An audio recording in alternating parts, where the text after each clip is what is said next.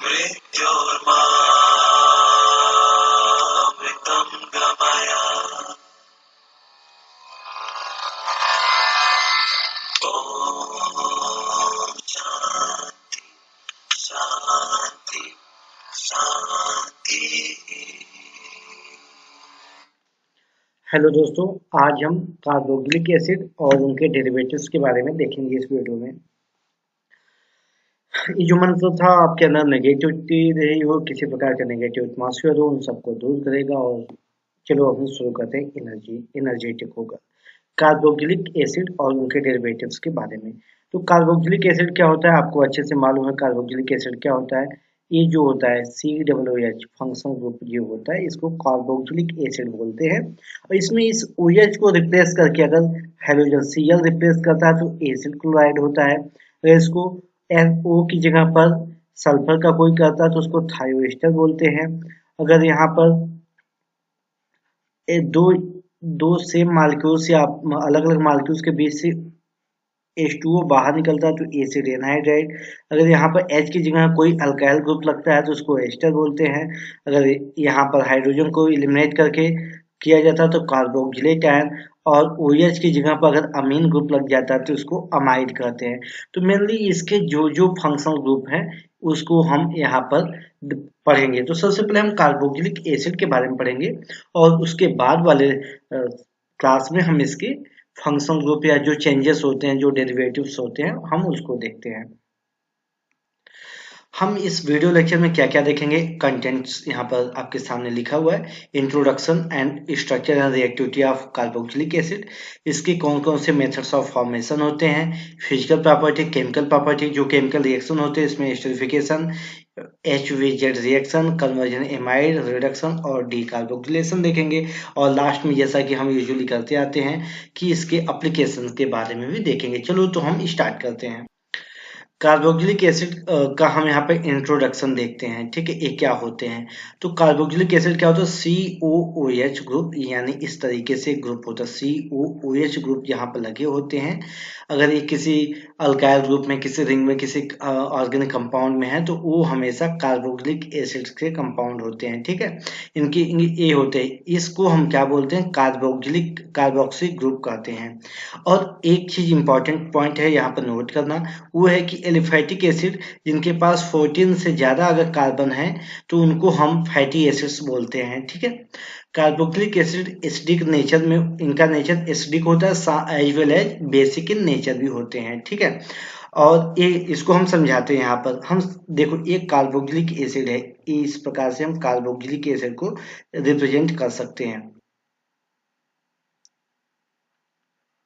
अब lone pair होने की वजह से अगर कहीं पे इसको प्रोटॉन मिलता है तो प्रोटॉन को खींच लेता है और इस प्रकार से बनाता है। तो जो प्रोटॉन को एब्जॉर्ब कर ले उसको हम क्या बोलते हैं, एसिडिक इन नेचर। ये क्या करता है, जो प्रोटॉन को एब्जॉर्ब कर ले वो बेसिक इन नेचर होता है, यहाँ पर बेस की तरह बिहेव करता है।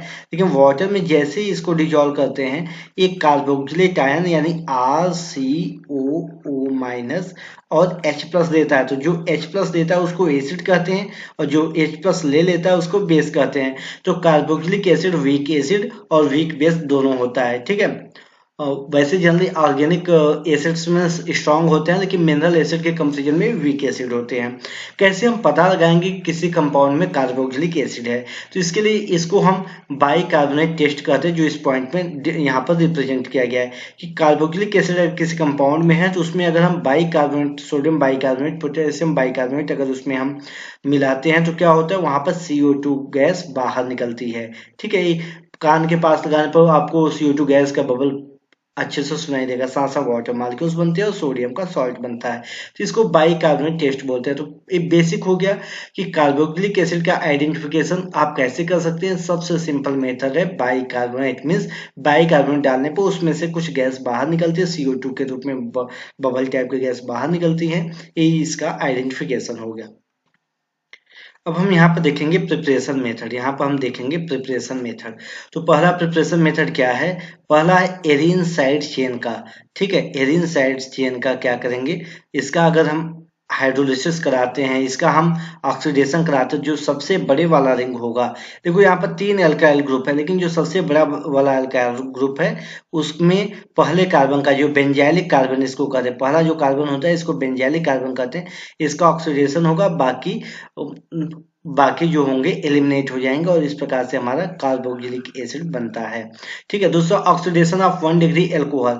तो अगर देखो हम जोन्स रिएजेंट मतलब स्ट्रॉन्ग अगर रिएजेंट का यूज हम करते हैं तो क्या होता है, वो इस एल्कोहल को सीधे एसिड में कन्वर्ट कर देता है, लेकिन डीसीसी टाइप का अगर हम माइल्ड रिएजेंट या ऑक्सीडाइजिंग एजेंट यूज करते हैं तो एल्कोहल को एल्डिहाइड में कन्वर्ट करता है। फिलहाल ये ध्यान देना बहुत इंपॉर्टेंट है, एल्कोहल का ऑक्सीडेशन करने पर एल्डिहाइड बनता है, एल्डिहाइड या कीटोन बनता है, और एल्डिहाइड कीटोन का ऑक्सीडेशन करने पर एसिड बनता है। ठीक उल्टा प्रोसेस होता है, एसिड का रिडक्शन करने पर एल्डिहाइड या कीटोन बनता है, एल्डिहाइड या कीटोन का रिडक्शन करने पर एल्कोहल बनता है। इसको आप याद रखिएगा। तो 1 डिग्री एल्कोहल का अगर आप ऑक्सीडेशन कराओगे, oxidising agent, strong oxidising agent KMnO4 या इस टाइप का आप लोगे, तो क्या करेगा, एल्कोहल को एसिड में कन्वर्ट कर देगा, OH ग्रुप को CH2OH को COOH ग्रुप में कन्वर्ट कर देता है। जोन्स रिएजेंट क्या होते हैं यहाँ पर लिखा हुआ है, क्रोमिक। ठीक है, थर्ड कैसे हम बताते हैं, एल्डिहाइड के ऑक्सीडेशन से, जैसा मैंने आपको बताया एल्कोहल का ऑक्सीडेशन करके एल्डिहाइड और फिर उसको एसिड में कन्वर्ट किया जा सकता है। दूसरा प्रोसेस ये है कि एल्डिहाइड को भी आप ऑक्सीडेशन करके एसिड में बदल सकते हो। तो यहाँ पर टॉलरेंस रिएजेंट यूज किया गया है, सिल्वर का सॉल्ट होता है NH4OH में होता है। ठीक है, इसको टॉलरेंस रिएजेंट बोलते हैं। तो ये CHO ग्रुप को एल्डिहाइड कहते हैं, इसका आप ऑक्सीडेशन, ये देखो यहाँ पर कीटोन है, तो एल्डिहाइड और कीटोन में एल्डिहाइड की रिएक्टिविटी ज्यादा होती है, एल्डिहाइड क्या होता है, इसका ऑक्सीडेशन होकर ये क्या बना लेगा, एसिड बना लेगा। और थर्ड यहाँ पर फोर्थ हम देखते हैं, कोई भी अल्काइंस है, ठीक है, कोई भी एल्किल है या अल्काइंस ग्रुप है, उसका हम KMnO4 के प्रेजेंस में करेंगे तो बॉन्ड ब्रिज से ब्रेक हो जाता है और हमारा क्या बनता है, कार्बोक्सिलिक एसिड बनता है। KMnO4 वाटर के प्रेजेंस में वाटर एज ए मीडिया का भी काम करता है और लास्ट स्टेप के लिए भी चाहिए, और हीटिंग करने पे ये हमें रिएक्शन 8 से 10 घंटे के बाद ये हमें मिलता है।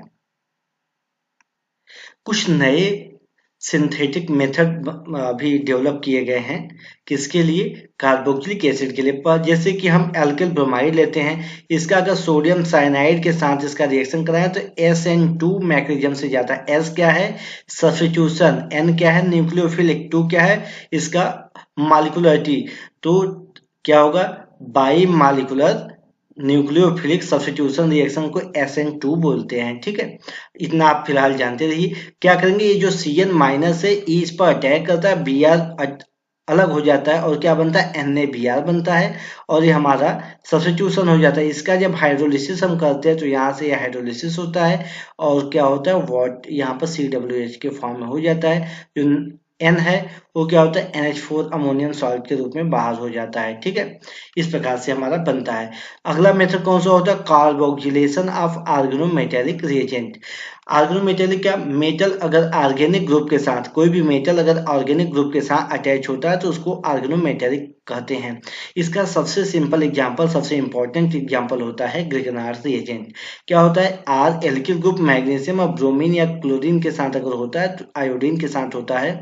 ठीक है, क्लोरीन ब्रोमीन आयोडीन के साथ होता है, उसको ग्रिगनार्ड रिएजेंट बोलते हैं। तो एल्किल ब्रोमाइड का हम मैग्नीशियम और ईथर एज ए सॉल्वेंट लिया जाता है, ईथर का और कोई रोल नहीं है क्योंकि मैग्नीशियम हाईली रिएक्टिव होता है। तो हमारा ये जो बनता है ग्रिगनार्ड रिएजेंट बनता है, इसको मैग्नीशियम है, इसको हम एल्किल हेलो मैग्नीशियम बोल सकते हैं। ये ईथर के प्रेजेंस में ही रखा जाता है क्योंकि वाटर के प्रेजेंस में ये जो ग्रिगनार्ड रिएजेंट है हाईली रिएक्टिव होते हैं और बहुत विस्फोटक हो सकता है। अगर इसको हम CO2 के साथ अटैक कराएंगे तो CO2 के ऊपर देखो इस प्रकार से CO2 होता है, CO2 इसका R के ऊपर माइनस होता है, मैग्नीशियम के ऊपर प्लस, Br के ऊपर माइनस, तो R माइनस वाला इसके ऊपर अटैक करेगा और इस प्रकार से बनेगा और फिर पानी से रिएक्शन कराने पर कार्बोक्सिलिक एसिड हमारा बन जाता है।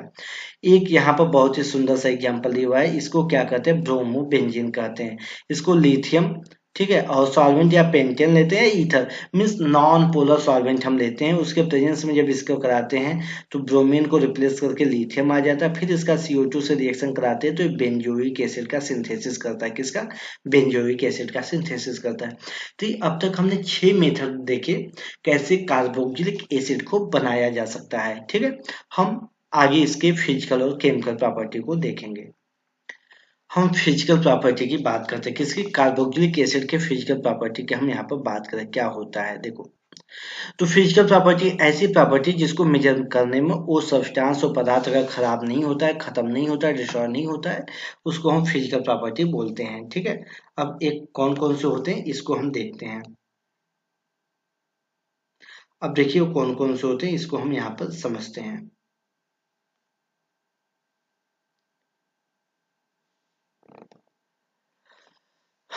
सबसे पहले इनके जो मेल्टिंग पॉइंट होते हैं, बॉइलिंग पॉइंट होते हैं, बहुत ज़्यादा होते हैं। ऐसा क्यों होता है? क्योंकि कार्बोक्सिलिक एसिड में जो OH ग्रुप होता है और जो OH ग्रुप और जो O होता है, ये दूसरे कार्बोक्सिलिक एसिड के OH और O के साथ हाइड्रोजन बॉन्डिंग करते हैं। जो बॉन्ड होता है इसको हाइड्रोजन बॉन्डिंग कहते हैं।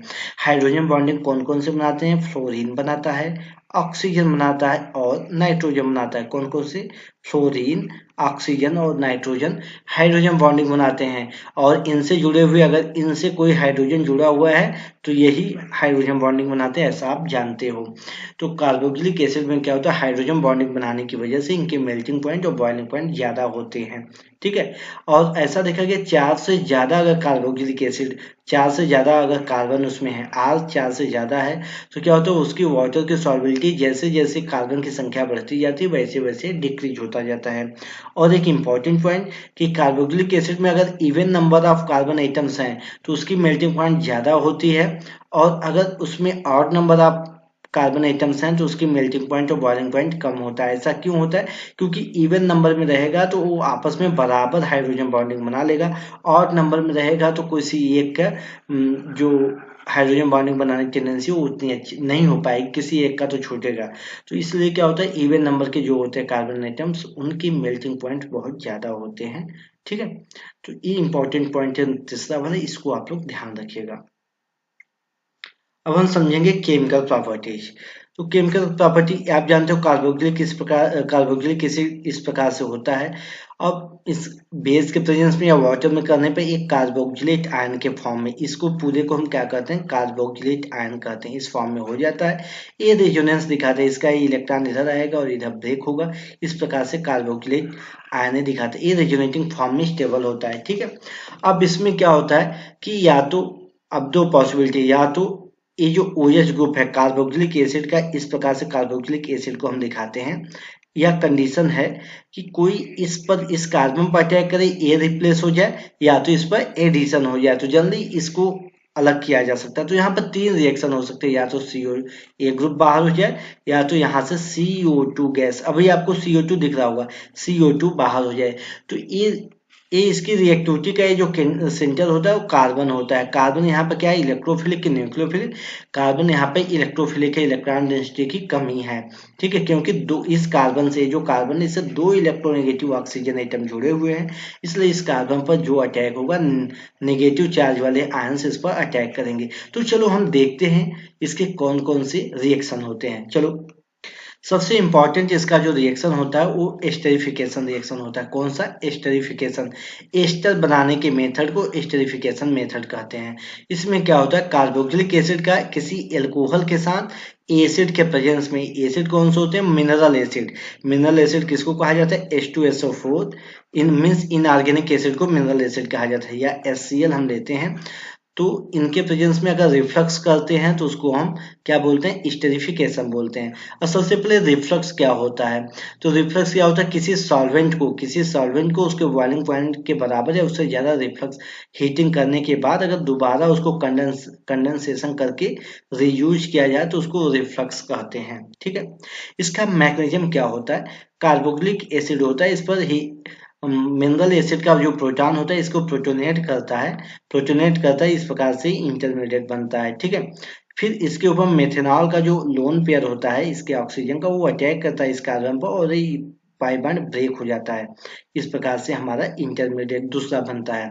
फिर अब ऑक्सीजन की वैलेंसी दो से ज्यादा हो नहीं सकती, तो ए प्रोटॉन अपना इलेक्ट्रॉन देता है, प्रोटॉन बाहर हो जाता है और हमारा ए मेन इंटरमीडिएट बनता है। इसका जो हाइब्रिडाइजेशन होता है वो sp3 हाइब्रिडाइजेशन होता है, ध्यान दीजिएगा। और इसका जो शेप होता है टेट्राहेड्रल, तो टेट्राहेड्रल इंटरमीडिएट स्टेरिफिकेशन रिएक्शन होता है।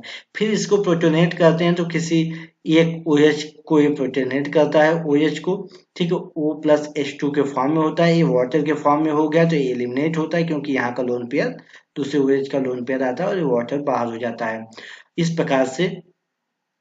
इस प्रकार से हमारा ये ईस्टर का फॉर्मेशन होता है। ध्यान देना, जब कार्बोक्सिलिक एसिड और हाइड्रोक्सिल ग्रुप एक ही कंपाउंड में प्रेजेंट हो तो उस समय लैक्टोन का फॉर्मेशन होता है। लैक्टोन क्या होता है? साइक्लिक ईस्टर होते हैं।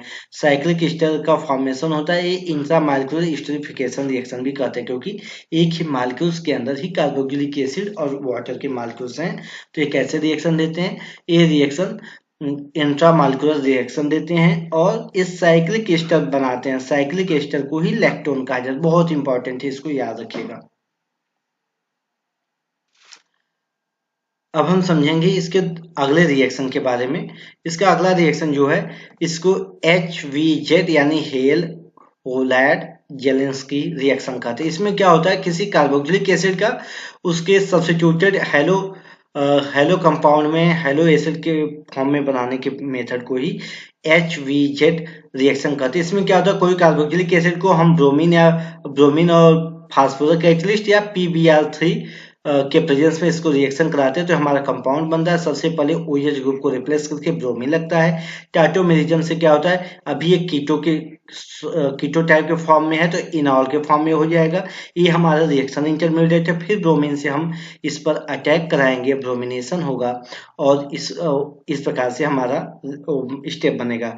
फिर हम इसको फिर कार्बोक्सिलिक एसिड से रिएक्शन कराते हैं तो ब्रोमीन क्या होता है, इससे रिप्लेस होता है। ठीक है, यहाँ पर एक्सचेंज होता है और हमारा सब्स्टिट्यूटेड कंपाउंड बनता है जो डिजायर कंपाउंड है। इस रिएक्शन को HVZ रिएक्शन कहते हैं। अब देखेंगे हम अगला रिएक्शन इसके अमाइड कन्वर्जन। कार्बोक्सिलिक एसिड का अमाइड में कन्वर्ट होने के प्रोसेस को ही, अमाइड में बनने के प्रोसेस को ही हम क्या कहते हैं, अमाइड कन्वर्जन कहते हैं। ये कैसे बनता है इसको हम देखते हैं। तो कार्बोक्सिलिक एसिड का यहाँ पर तो हमने जो प्रोसेस बताया है, कार्बोक्सिलिक एसिड का जब हम रिएक्शन NH3 से कराते हैं, यहाँ पर लिखा गया नहीं, यहाँ नहीं लिखा गया है। कार्बोक्सिलिक एसिड का जब हम रिएक्शन अमोनिया से कराते हैं या तो किसी अमीन से कराते हैं तो इस प्रकार से बनाता है CuNH2 टाइप का कंपाउंड बनाता है और इसको ही CuNH2 को ही अमाइड कहते हैं, यानी OH ग्रुप को रिप्लेस करके NH2 ग्रुप लग जाता है।